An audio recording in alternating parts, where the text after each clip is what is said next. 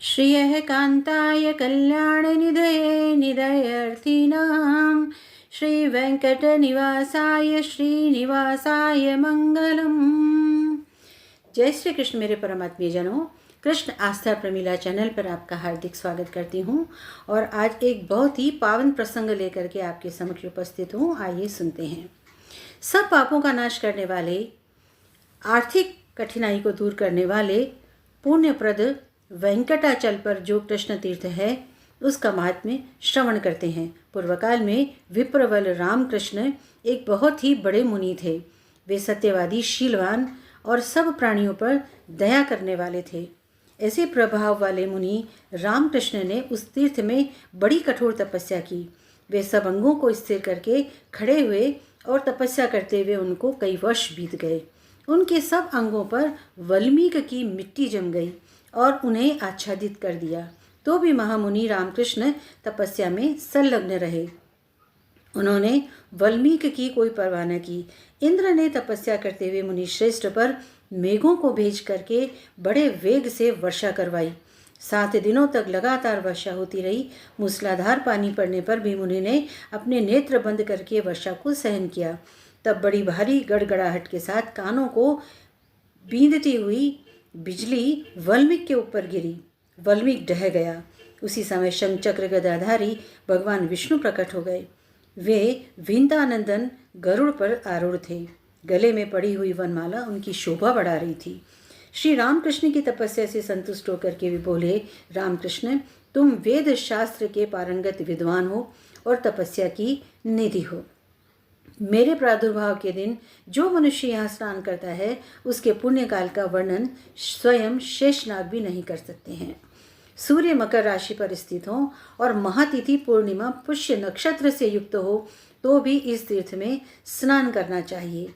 आज से ये महातीर्थ तुम्हारे नाम से संसार में प्रसिद्ध होगा। ऐसा कहकर श्रीनिवास अंतर्ध्यान हो गए।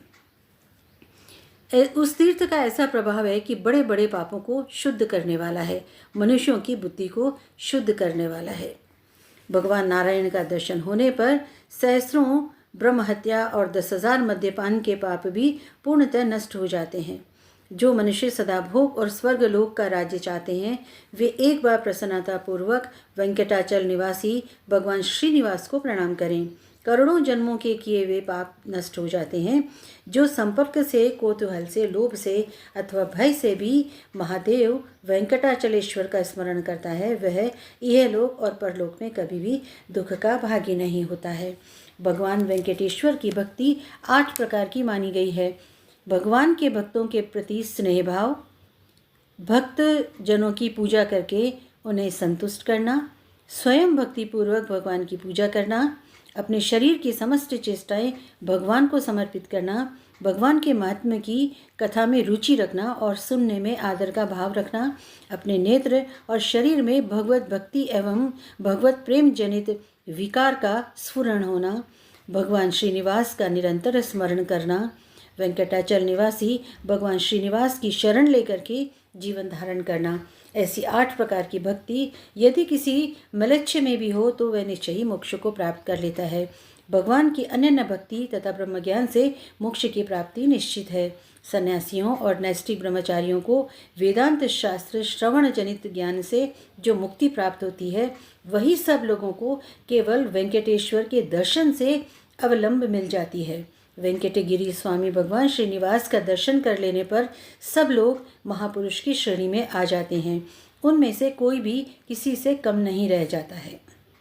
सब पातकों का नाश करने वाले परम पवित्र वेंकटाचल पर जा करके जो सर्वश्रेष्ठ देव भगवान श्रीनिवास का भक्तिपूर्वक दर्शन करता है उसकी समानता इस भूतल पर चारों वेदों का विद्वान भी नहीं कर सकता है। संपूर्ण वेद भगवान श्रीनिवास का प्रतिपादन करते हैं। सब यज्ञ श्रीनिवास की आराधना के साधन हैं तथा सब लोग भगवान श्रीनिवास के आश्रित हैं। अन्य सबका आश्रय छोड़ करके भगवान वेंकटेश की शरण लेनी चाहिए। वेंकटाचल निवासी भगवान श्री हरि का 2 घड़ी का चिंतन करने वाला मनुष्य भी अपनी 21 पीढ़ियों का उद्धार करके विष्णु लोक में सम्मानित होता है। इस प्रकार यह वेंकटेश्वर का महात्म्य बताया गया है। जो मनुष्य प्रतिदिन भक्ति पूर्वक इस छोटे से महात्म्य को सुनता है, पढ़ता है, वह भगवान वेंकटनाथ की सेवा का फल अवश्य पाता है।